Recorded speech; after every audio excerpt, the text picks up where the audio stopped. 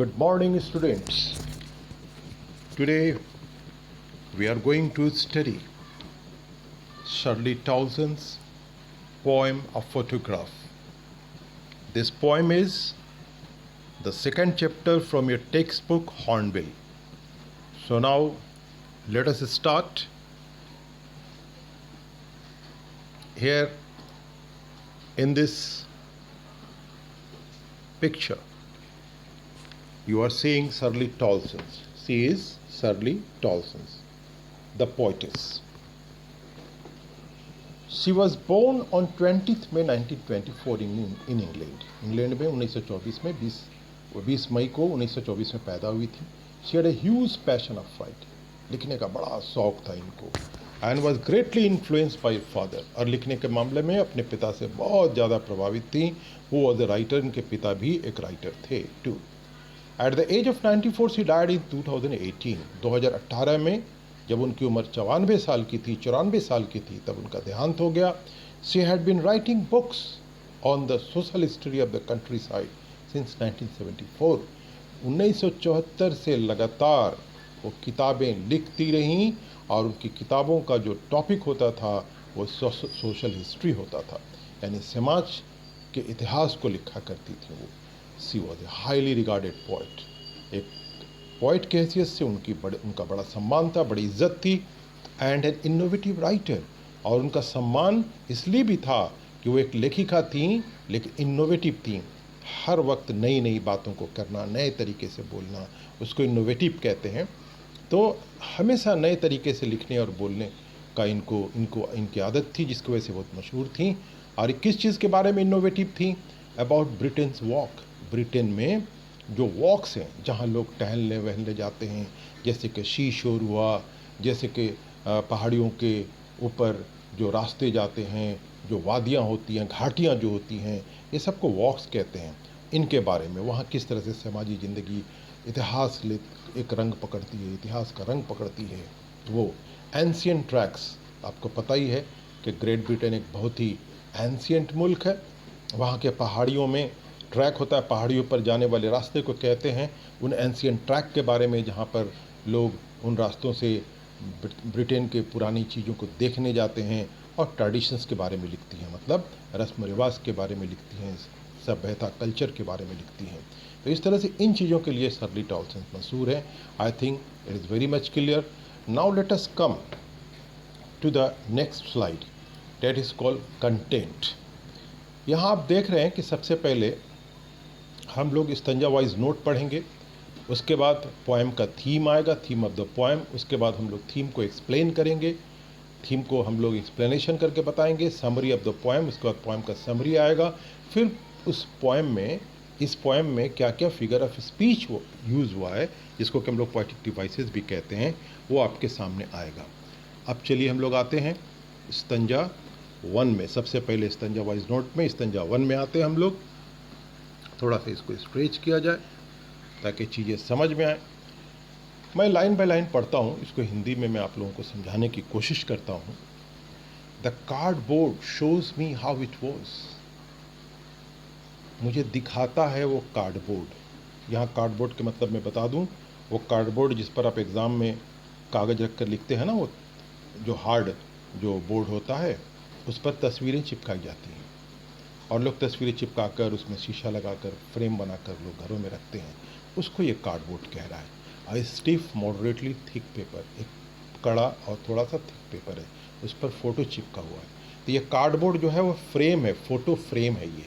ये photo frame जो है ना, दिखाता है मुझे. पोएट कहती है कि मुझे दिखाता है. शर्ली टॉवसन कहती हैं कि ये कार्डबोर्ड मुझे दिखाता है, जो इसमें तस्वीर है वो तस्वीर मुझे दिखाती है हाउ इट वॉज. कि इस तस्वीर में जो कुछ है वो कैसा था, इस तस्वीर में जो कुछ है वो कैसा था. When the two girl cousins went paddling. ये तस्वीर उस वक्त की है. When, जब, मतलब उस वक्त की है. The two girl cousins, ये दो गर्ल कज़िन जो हैं, went paddling. इसमें दो गर्ल कज़िन हैं. ये लोग पैडलिंग करने गई थी. पैडलिंग कहते हैं समंदर के किनारे लहरों पर, पानी पर पैदल चलने को हम लोग कहते हैं. पानी में पैदल चलने को हम लोग पैडलिंग कहते हैं. यहाँ समंदर का किनारा है. तो इसमें इस तस्वीर में क्या है, ये तस्वीर तब की है जब दो बच्चियां, दो कजिन्स जो हैं वो पैडलिंग करती हैं, समुद्र के किनारे लहरों पर पैदल चलती हैं, each one holding one of my mother's hand. ये दोनों जो कजिन हैं, वो दोनों कजिन पॉइट की माँ जो हैं उनके हाथों को दोनों तरफ से पकड़ी हुई है।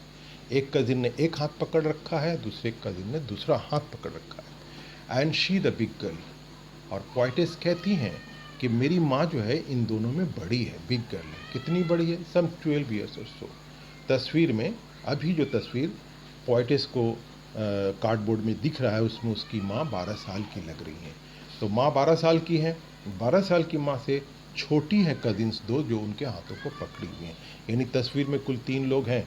फिर भी मैं आपको बताऊंगा, अगर वो तस्वीर अगर आपके सामने है तो आपको दिखना चाहिए कि तस्वीर के पीछे समुंदर है, बैकग्राउंड में समुंदर है।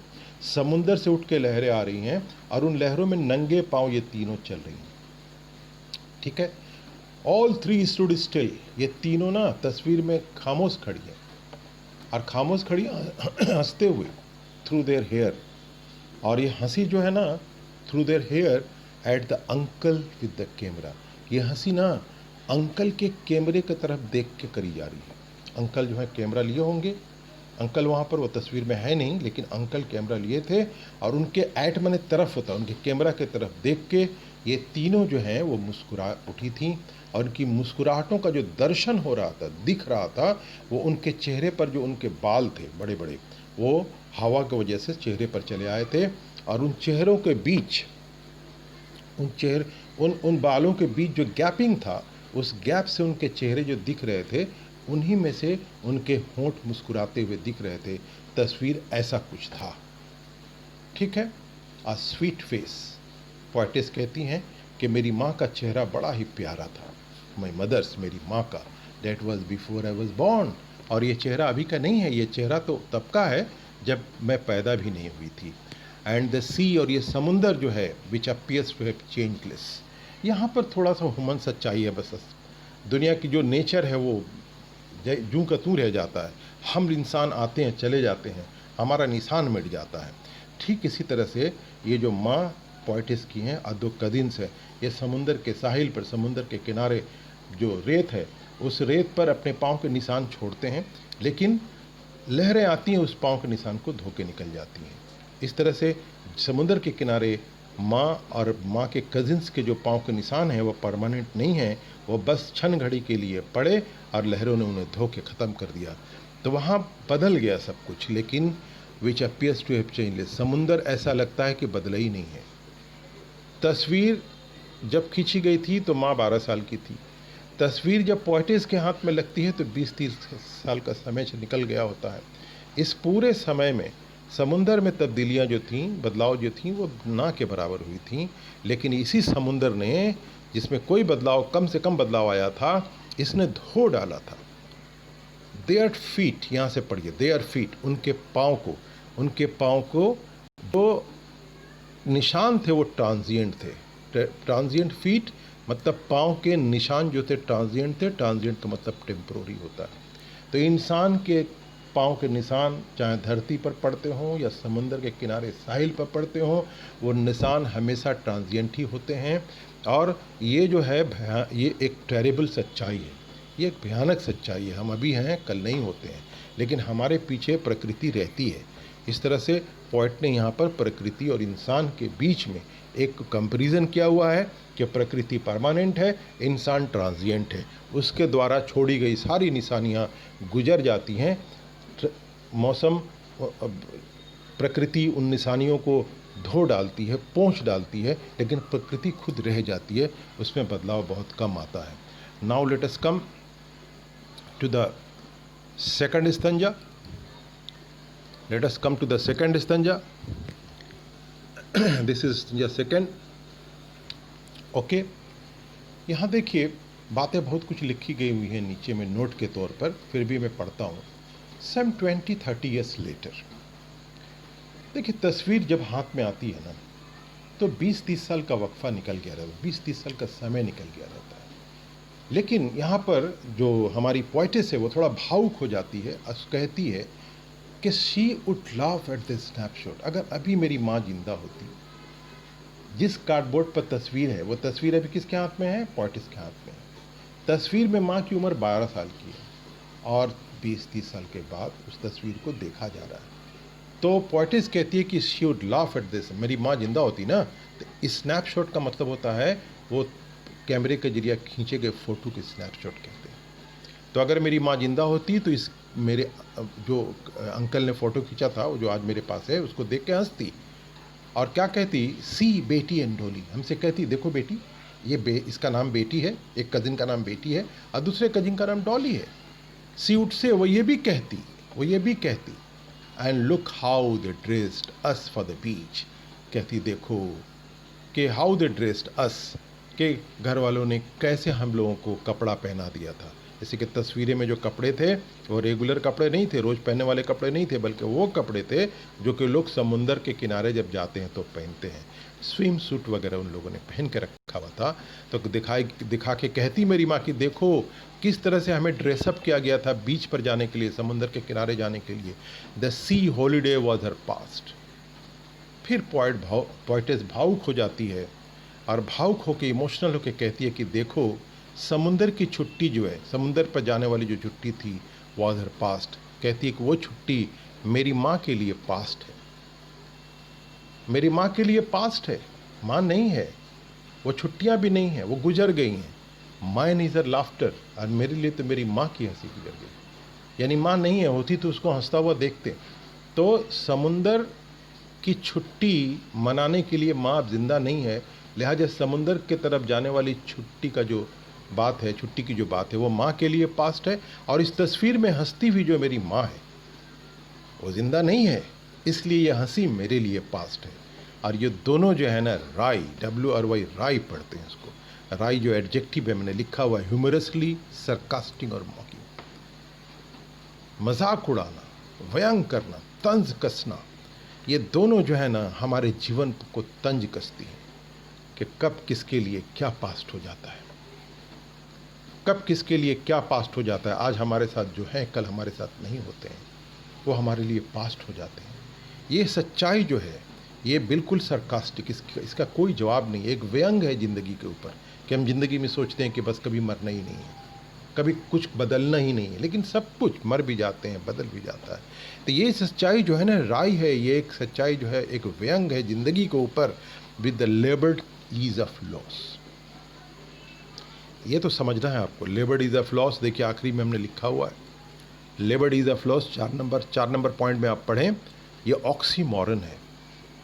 Laboured conveys that both the poet and her mother very struggling. Labour करना मतलब मेहनत करना। इस वर्ड से क्या हम लोगों को मिलता है मीनिंग कि दोनों ही पोएट और पोएट की माँ वेरी स्ट्रगलिंग, दोनों कोशिश कर रही हैं, प्रयास कर रही थी।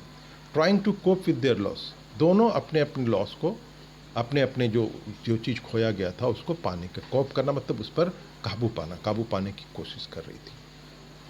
ठीक है, दोनों उस पर काबू। यट बोथ रियलाइजेस, लेकिन दोनों को ये समझ में आ जाता है कि द लॉस वॉज फाइनल, कि जो भी जीवन में खो जाता है वो फाइनल होता है, and they had to accept it, और उनको एक्सेप्ट करना होगा। देयर फॉर ईज, इसीलिए ये आसान भी है।